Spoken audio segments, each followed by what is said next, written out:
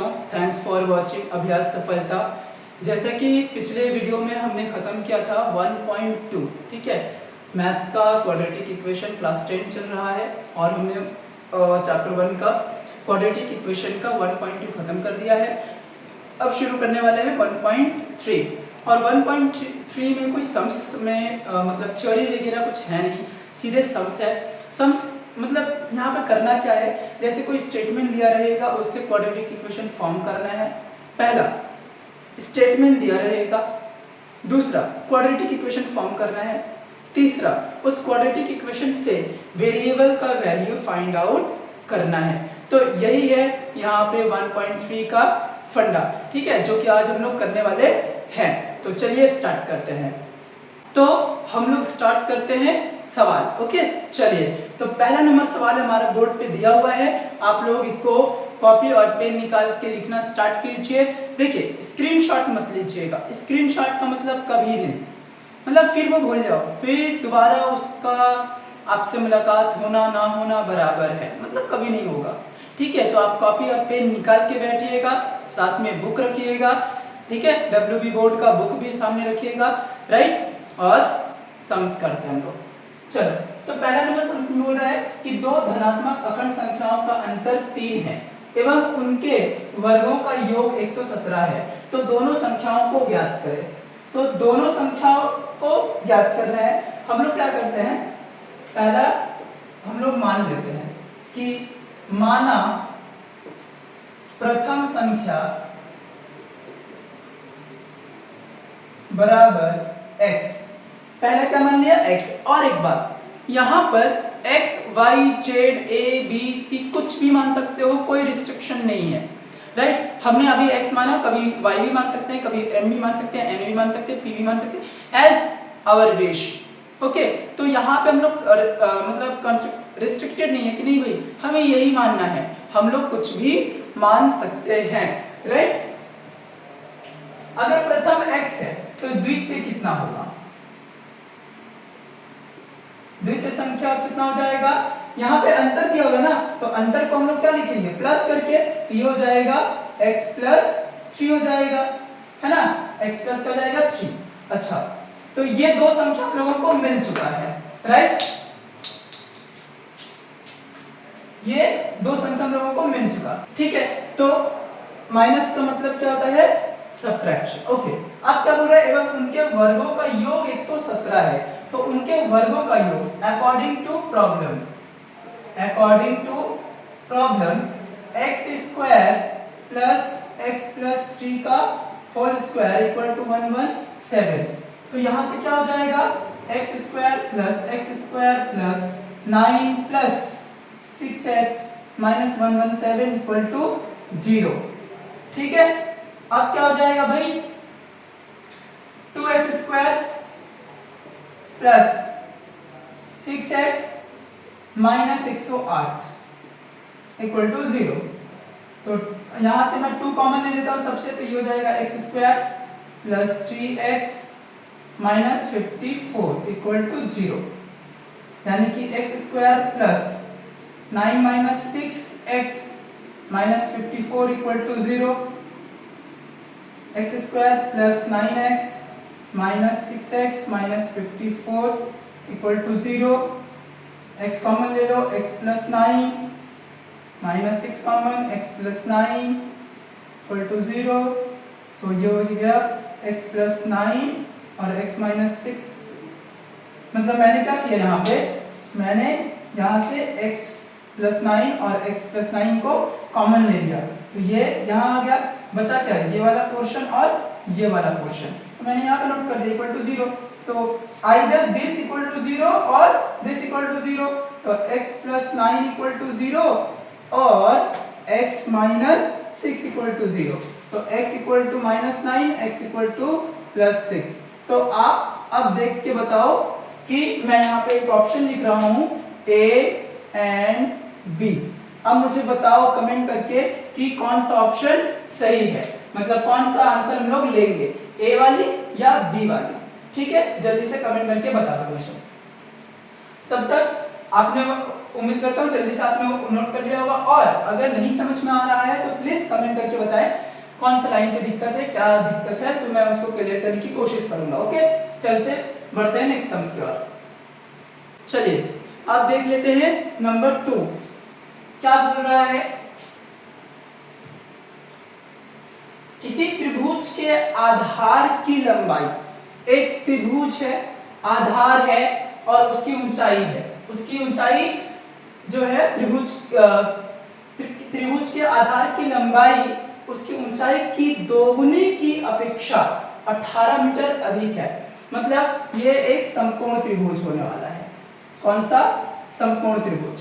ठीक है, तो मान लेते हैं, माना ऊंचाई बराबर h मीटर, ऊंचाई हमने कितना मान लिया? h मीटर, और आधार क्या बोल रहा है? आधार के बारे में बात की जा रही है, तो बोलिए आधार की जो लंबाई है ऊंचाई की दोगुनी की अपेक्षा, मतलब आधार जो है वो ऊंचाई की दोगुनी की अपेक्षा 18 मीटर अधिक है। क्या है? 18 मीटर अधिक है ना? तो और क्षेत्रफल कितना दिया हुआ है? क्षेत्रफल दिया हुआ है कितना? 360 मीटर स्क्वायर। अब एक बात बताओ, हम लोगों को एक फॉर्मूला बताया गया था बचपन में, क्या फॉर्मूला था बता सकते हो? अच्छा, क्या निकालना है? ऊंचाई निकालना है, h हम लोगों को कैलकुलेट करना है। हम लोगों को फॉर्मूला बताया गया था half into base into height, वो होता है एरिया, है ना? क्या होता है? एरिया। तो हाफ बेस कितना भाई? 2h प्लस 18, h कितना भाई? h इक्वल टू एरिया कितना भाई? 360, राइट? अब हम लोग क्या करते हैं? कैलकुलेशन करते हैं। तो कैलकुलेशन,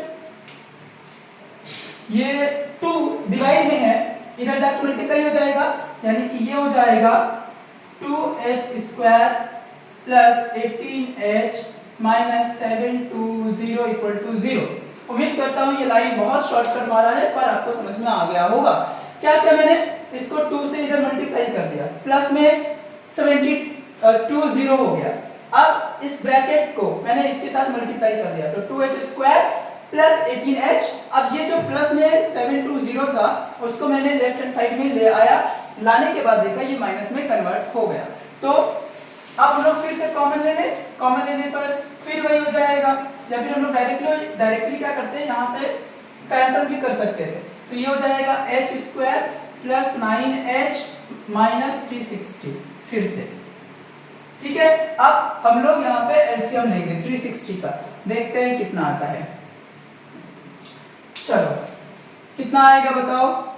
18 से ले लें 20 बार में, फिर 10 से ले लें 2 बार में, कितना यहाँ अपने को लाना है? 9। क्या लगता है आएगा? नहीं, इससे नहीं आने वाला। अच्छा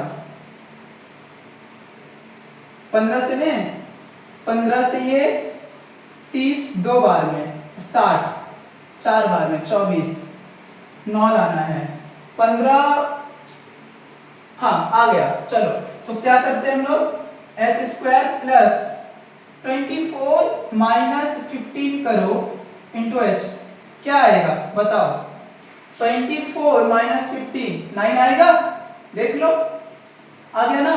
चलो आगे बढ़ते हैं, तब ये हो जाएगा h square plus 24h minus 15h minus 360। अब क्या करेंगे? h कॉमन, तो h plus 24 minus 15 common, h plus 24 equal to 0। तो ये हो गया h प्लस 24 कॉमन ले लिया हमने फिर से, तो ये हो गया h माइनस 15 इक्वल टू 0। तो either h plus 24 equal to 0 और h माइनस 15 इक्वल टू 0। तो h equal to 24 metre minus 24 metre और h इक्वल टू 15 मीटर। अब देखो ये जो मैंने एक नंबर सम्स में आपसे ऑप्शन में पूछा था उसका आंसर यहाँ पे सेम टेक्निक लगा के करना है। बस एक बात बताओ, आप एक बात बताओ कि कोई भी डिस्टेंस क्या नेगेटिव में होता है? कोई भी डिस्टेंस नेगेटिव में नहीं होता। जब कोई डिस्टेंस नेगेटिव में नहीं होता तो इसका आंसर भी कौन सा लेना पड़ेगा? 15 वाला। तो हमारा जो h आ गया वो कितना आ गया? 15 मीटर, राइट? h कितना आ गया? 15 मीटर। ओके, चलिए तो अब हम लोग फट से इसको कॉपी में नोट कर लो। बढ़ेंगे हम लोग नेक्स्ट नंबर 3 की ओर। ओके, तो चलिए हम लोग देख लेते हैं अगला सम्स नंबर 3। ओके, चलो क्या बोल रहा है? एक धनात्मक पूर्ण संख्या का 5 गुना उसके वर्ग के 2 गुने से 3 कम है तो संख्या बताएं।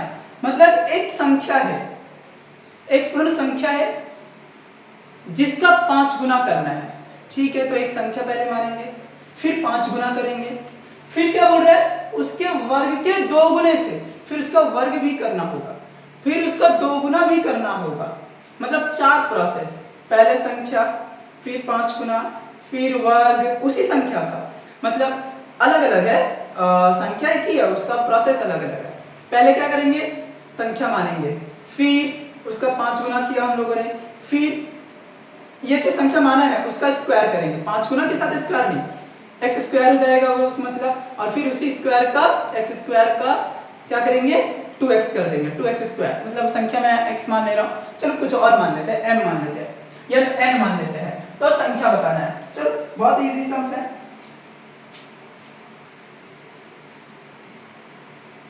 माना संख्या बराबर n, संख्या हमने क्या मान लिया? n। ओके, तो संख्या जब n तो इसका 5 गुना 5 है। 5 गुना कितना हो जाएगा? 5 है। ठीक है, 5 गुना लिख लेते हैं हम लोग, बहुत इजी समझ में आएगा। 5 गुना, फिर क्या बोल रहा है? उसके वर्ग के, मतलब पहले उसका वर्ग करें तो क्या हो जाएगा? n square. ठीक है, वर्ग के 2 गुने से, मतलब फिर इसका 2 गुना, क्या बोला? 4 है ना, तो 2n स्क्वायर से 3 कम है। तो देख लेते हैं। अब समझो, संख्या का 5 गुना उसके वर्ग के 2 गुने से 3 कम है। बात समझो, अकॉर्डिंग टू प्रॉब्लम बहुत ही इजी है। हम दोनों क्या करते हैं? दोनों को इक्वेट कर लेते हैं। हम दोनों ने इन दोनों को इक्वेट कर दिया, सबसे पहली बात। अब क्या बोल रहा है कि इसका जो 5 गुना है, इसका जो 5 गुना है वो इसके वर्ग के 2 गुने से 3 कम है। मतलब यहां पर अगर इक्वेट करने की कोशिश करें तो ये तो बराबर नहीं होगा। क्यों भाई? क्योंकि सिंपल सी बात है ना, ये तो 3 कम है और यहाँ पर 3 ज्यादा है, तो हम लोगों को या तो इसमें 3 जोड़ना पड़ेगा या तो इसमें 3 माइनस करना पड़ेगा। जोड़ दो, फाइनली क्या आ जाएगा? 2n square minus 5n minus 3 equal to 0। तो 3 दूना 6, 3 to 6, 2n square minus 6 minus 1, देखो 6 इंटू 1 6, 6 माइनस 1 5, ठीक है, n माइनस 3 इक्वल टू 0। तो ये हो गया 2n square minus 6n plus n minus 3 equal to 0। तो 2n common, n minus 3 plus 1 common, n minus 3 equal to 0। अब क्या हो जाएगा? n माइनस 3 कॉमन ले लेते हैं, है ना? n माइनस 3 क्या आ गया? कॉमन आ गया। देखो यहाँ पे दोनों के पास n माइनस 3 है ना, तो मैंने क्या किया? n माइनस 3 को कॉमन ले लिया। तो जैसे ही n माइनस 3 कॉमन हो गया तो ये हो गया 2n plus 1 is equal to 0। तो आइदर, अब क्या करेंगे? Either n minus 3 equal to 0 और 2n प्लस 1 इक्वल टू 0। यहां पे बात को समझना होगा, धनात्मक मतलब n इक्वल टू 3 और यहाँ से n equal to minus half. ठीक है, तो ये वाला तो कतई पॉसिबल नहीं होने वाला। क्यों? क्योंकि ये नेगेटिव है, तो ये वाला होने वाला नहीं है, मतलब हम लोग को धनात्मक लेना पड़ेगा। मतलब हमारा आंसर है 3, ये हमारा आंसर। ठीक है, ये कितना है 3, राइट। चलिए, तो फट से इसको नोट कीजिए, समझ में आ रहा है तो प्लीज वीडियो को शेयर करें दोस्तों के साथ, ताकि उसको भी अंडरस्टैंडिंग की जरूरत है। बहुत सारे आजकल के बच्चे देख रहा हूँ, आज एक पेपर चेक कर रहा था, एक मेरा फ्रेंड है, मतलब वो भी हिस्ट्री पढ़ाता है हमारे साथ, तो वो पेपर चेक कर रहा था हिस्ट्री का। ठीक है, तो उसमें लिखा हुआ है कि ब्रिटेन के ऊपर में क्लास 9 का बच्चा ने लिखा है, ब्रिटेन ने ब्रिटेन के ऊपर ही हमला कर दिया, जिसके वजह से नेपोलियन हार गया। ठीक है, तो ये सब चलते रहती है, बट इसीलिए अंडरस्टैंडिंग जरूरी है कि टीचर क्या पढ़ाया है हमें। टीचर ऐसा तो पढ़ाएगा नहीं कि नेपोलियन के हारने का वजह था ब्रिटेन ने ब्रिटेन पे ही हमला कर दिया, ऐसा हो सकता है क्या? या फिर एक और ज्योग्राफी का एक पेपर चेक किया मेरे फ्रेंड ने, तो उसमें लिखा हुआ है कि अश्व अक्षांश के बारे में आप लोगों ने पढ़ा होगा ज्योग्राफी में, चैप्टर 2 में है शायद। तो अश्व अक्षांश में क्या होता था कि घोड़ों को वो लोग फेंक देते थे। यहाँ पे एक बच्चे ने लिखा है घोड़े को मार के खा जाते थे। ठीक है, मान सकते हो ऐसा पॉसिबिलिटी होता होगा, लेकिन हमें तो ऐसा नहीं बताया गया ना, हमें बताया गया कि घोड़े को वो लोग फेंक देते थे। ठीक है, तो ये अंडरस्टैंडिंग की जरूरत होती है। आप क्लास में बैठो तो ध्यान से सुनो। उसी तरह मैं यहाँ पे बोल रहा हूँ कि जहाँ भी अगर आपको अंडरस्टैंडिंग नहीं हो रही है तो प्लीज पूछो, और अगर अच्छे से समझ में आ रहा हो तो प्लीज दोस्तों के साथ भी वीडियो को शेयर जरूर करें, भूले नहीं शेयर करना। ठीक है, चलो बढ़ते हैं नेक्स्ट सम्स की ओर। ओके, ये हमारा नंबर 4 सम्स। ठीक है, चलिए देखते हैं क्या बोल रहा है। इसमें बोल रहा है कि दो स्थानों के बीच की दूरी 200 किलोमीटर है। मतलब एक स्थान है A और एक स्थान है B, जिसका डिस्टेंस दिया हुआ है 200 किलोमीटर। ठीक है, 200 किलोमीटर। एक स्थान से दूसरे स्थान तक एक मोटर गाड़ी से जाने में जितना समय लगता है, जीप गाड़ी से जाने में उसकी अपेक्षा 2 घंटा कम समय लगता है। मतलब ये एक मोटर गाड़ी है, ठीक है, और ये एक जीप गाड़ी है। तो मोटर गाड़ी जितने समय में जाता है और जीप गाड़ी जितने समय में जाता है, क्या बोल रहा है, जाने में जितना समय लगता है जीप गाड़ी से जाने में उसकी अपेक्षा 2 घंटा कम समय लगता है। मतलब इसमें 2 घंटा कम समय लगता है। ठीक है, इसमें 2 घंटा कम और इसमें 2 घंटा ज्यादा, मतलब इसका वेग क्या होगा, कम है, और इसका वेग ज्यादा है। ठीक है, बोल रखा है मोटर गाड़ी की अपेक्षा जीप गाड़ी का वेग यदि 5 किलोमीटर प्रति घंटा ज्यादा है। ऑब्वियसली जब वेग अगर ज्यादा हो, आपका वेग जितना ज्यादा होगा आप कम समय में ज्यादा दूरी तय करेंगे, और वेग जितना कम होगा उतना ही ज्यादा समय में कम दूरी तय करेंगे। इसका मतलब सिंपल सी है ना कि भाई वेग के ऊपर में डिपेंड करता है। ठीक है, चलो, तो यदि 5 किलोमीटर अधिक हो तो मोटर गाड़ी का वेग कितना है, चलो ठीक है देखते हैं। मान लेते हैं, माना मोटर गाड़ी का वेग बराबर x किलोमीटर प्रति घंटा है। भी मान सकते हो, इट्स ओके, चलो भी मान लेते हैं, भी। ठीक है, क्या मान लिया हमने, भी मान लिया। अब मोटर गाड़ी का वेग कितना है, टोटल डिस्टेंस कितना, दूरी 200 किलोमीटर है भाई। अब बताओ समय कितना लगा इसको जाने में, समय कितना लगेगा, दूरी बटा वेग, फॉर्मूला भूलना मत। चलो मैं लिखवा देता हूं दोबारा, दूरी बटे में वेग, तो दूरी कितना 200 भाई, वेग कितना v, तो kilometre by kilometre per hour, तो किलोमीटर से किलोमीटर कैंसिल, क्या बच गया, आवर, है ना। एक और बात, यूनिट लिखना मत भूलना, यूनिट लिखना मत भूलना। ठीक है, चलो अब हम लोग को कर लेते हैं जीप गाड़ी का। तो जीप गाड़ी का जो वेग होगा, जीप गाड़ी का वेग वो कितना होगा, यहाँ पे बोल रखा है कि जीप गाड़ी का जो वेग है 5 किलोमीटर अधिक है। किससे? ऑब्वियसली मोटर गाड़ी की बात किया जा रहा है ना, कंपेयर किससे किया जा रहा है? मोटर गाड़ी से। तो किससे उसका ज्यादा होगा? मोटर गाड़ी से। तो मोटर गाड़ी का कितना है? v, तो v में +5 कर देंगे, जाहिर सी बात है भाई, किलोमीटर पर आवर। सिंपल, एकदम घबराना नहीं है।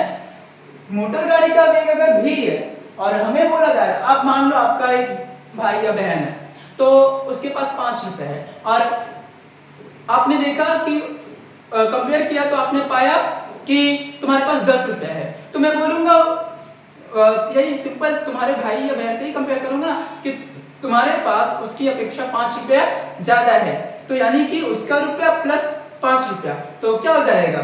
ऐड हो जाएगा, है ना। तो यहाँ भी सेम वही हुआ है, v में 5 ऐड हो गया, तो इसमें भी दूरी तो सेम ही है, दूरी थोड़ी ना बदल गया, दूरी क्या है? सेम है, किलोमीटर। तो समय कितना लगेगा? समय हो जाएगा 200 बाई में v प्लस 5 आवर। तो ये हमारा बन गया। अब अकॉर्डिंग टू प्रॉब्लम देख लेते हैं, समझ में आया? उम्मीद करता हूं अच्छे से समझ में आया होगा। सिंपल, वेग दिया हुआ है, दूरी दिया हुआ है, समय निकाल लो। हमने समय ही क्यों निकाला? यहाँ एक क्वेश्चन हो सकता है, चलो भाई बताओ मुझे, समय क्यों निकाला हमने? तो समय वही क्योंकि यहाँ पे क्या बोला था, कंपेयर किसके लिए? यहाँ पे जो फैक्टर आया है कंपैरिजन का, वो कौन सा फैक्टर है? वो है उसकी अपेक्षा 2 घंटा कम समय लगता है। यही तो बात है, यही तो समझना है कि कंपेयर किससे करना है ना। यहाँ पे उसकी अपेक्षा 2 घंटा कम समय लगता है, दैट्स व्हाई हमने क्या किया? समय निकाल लिया, राइट। चलो अब आगे देख लेते हैं। तो आगे अकॉर्डिंग टू प्रॉब्लम क्या हो जाएगा? अकॉर्डिंग टू प्रॉब्लम क्या करेंगे? कम समय लगता है, सबसे पहले दोनों को इक्वेट कर देते हैं। खबर मतलब उठपटांग तरीका मत लगाना, एकदम सिंपल तरीका। सबसे पहले दोनों को इक्वेट कर दो, ये हो जाएगा 200 बाई में v इक्वल टू 200 बाई में v प्लस 5। अब बताओ, इसका वेग ज्यादा है तो इसमें 2 घंटा कम समय लग रहा है और इसमें 2 घंटा ज्यादा समय लग रहा है। कम समय ज्यादा समय, कम ज्यादा, है ना। ये कम है और ये ज्यादा है, तो अब बताओ ये कम है तो इसमें +2 कर दूं? ऑब्वियसली कर देते हैं। अब क्या करेंगे भाई? चलो अब कैलकुलेशन करेंगे। ये हो जाएगा 200 by v minus 200 by v plus 5 negative 2 is equal to 0। अच्छा अभी 2 को उधर रख दो क्योंकि जब एलसीएम लूंगा तो गड़बड़ हो जाएगा, इसलिए अभी 2 को उधर ही रहने दो। अब एलसीएम ले लेते हैं, तो एलसीएम क्या आ जाएगा भाई बताओ?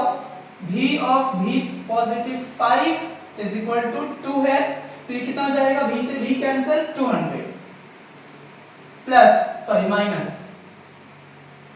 v plus 5 cancel, 200 v। ठीक है, हो गया ना? इसे इससे ये कटा तो ये पूरा होगा ना, तो ये 200 v प्लस 1000 माइनस 200 v। अब देखो प्लस 200 v और माइनस 200 v कैंसिल, क्या बच गया? क्या बच गया? 1000 बाई में, बाई हटाओ, इसको क्रॉस मल्टीप्लाई कर दो, 2v स्क्वायर पॉजिटिव 10v। तो मैं इसको पूरा इधर ले आता हूं, 2v स्क्वायर पॉजिटिव 10v और उसको उधर भेज देता हूं और फिर उसको इधर से इधर ले आता हूं, तो minus 1000 0, 2 common, v square 5v 500, क्या होगा बोलो? क्या होगा जल्दी से बताओ? v स्क्वायर पॉजिटिव 500 का एलसीएम लेना पड़ेगा हमें, चलो ले लेते हैं, 50 से ले ले, कितना आएगा? 10 ना,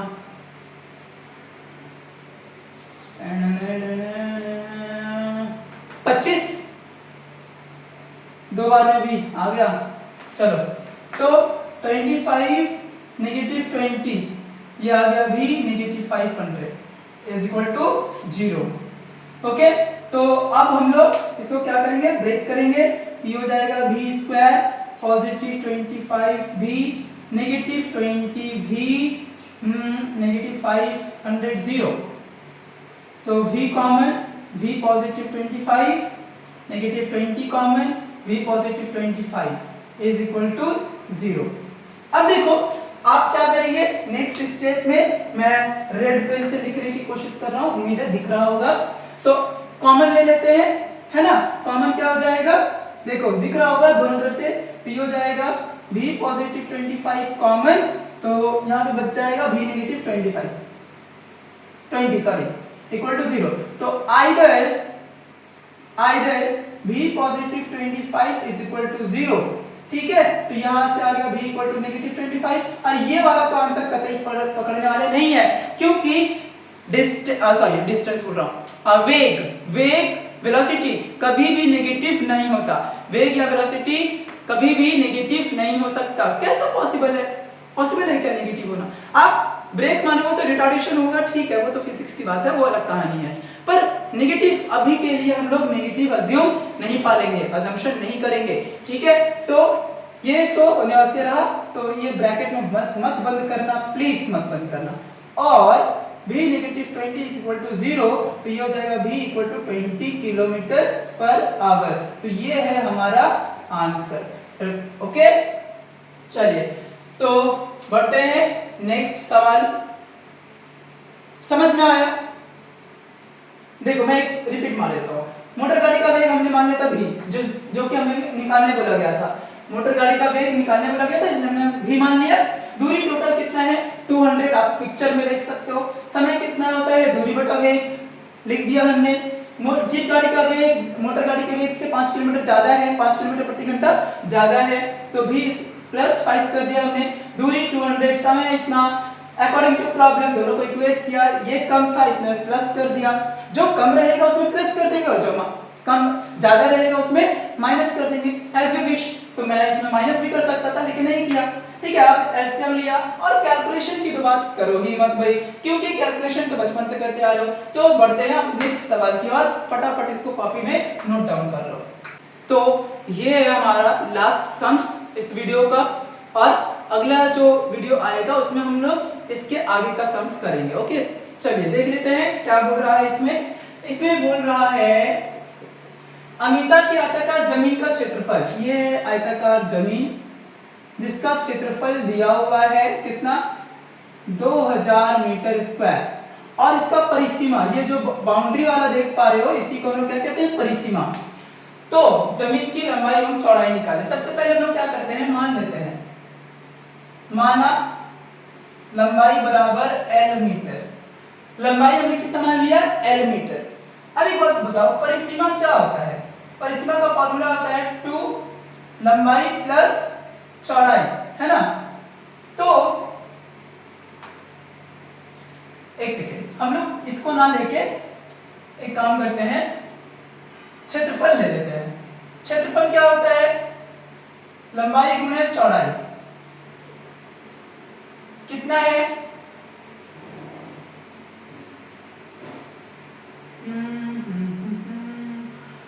हमको तो एक ही वेरिएबल मानना है ना, दो वेरिएबल कैसे ले सकते हैं। चलो तो परिसीमा ही लेते हैं पहले। परिसीमा बराबर 180 मीटर, ये होता है 2l प्लस 2b।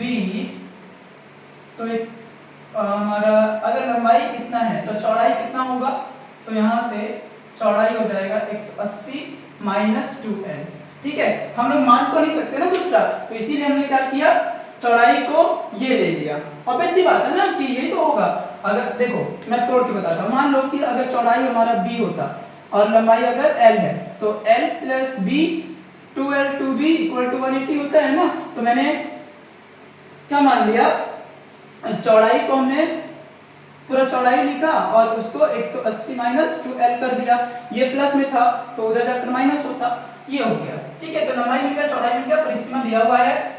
तो क्षेत्रफल कितना हो जाएगा, क्षेत्रफल इक्वल टू 1 कितना दिया हुआ है 2000, और ये हो जाएगा l into 180 minus 2l is equal to 2000। कैसे हुआ भाई, लंबाई गुणे चौड़ाई, ठीक है। तो ये हो गया 180L minus 2L square minus 2000 is equal to 0।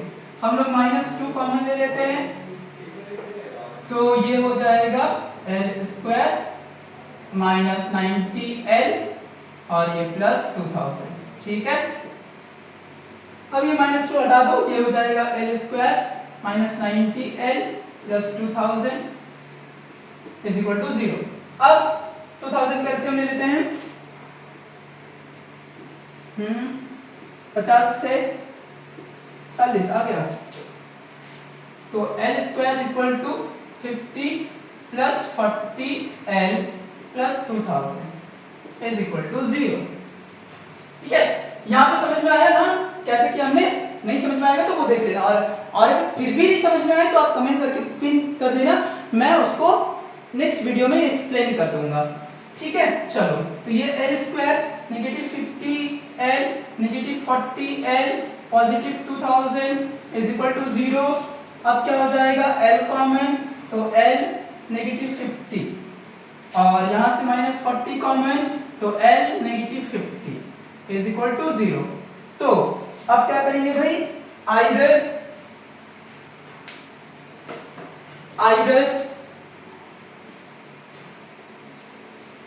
मैं डायरेक्टली यहाँ पे अच्छा कॉमन ले ही लेता हूँ, अगर खा जाऊंगा तो फिर गड़बड़ हो जाएगा ना, ठीक है। ये आ गया, तो either L negative 50 equal to 0 और L negative 40 is equal to 0। तो देखो यहाँ पे दोनों ही वैल्यू पॉसिबल है, क्योंकि दोनों ही क्या आया है? पॉजिटिव। तो आप L का वैल्यू 50 लो, तो मतलब लंबाई अगर 50 लोगे तो चौड़ाई कितना होगा? 40। और अगर आप लंबाई, हाँ वही लेना पड़ेगा, क्योंकि जो लंबाई होता है वो हमेशा क्या होता है?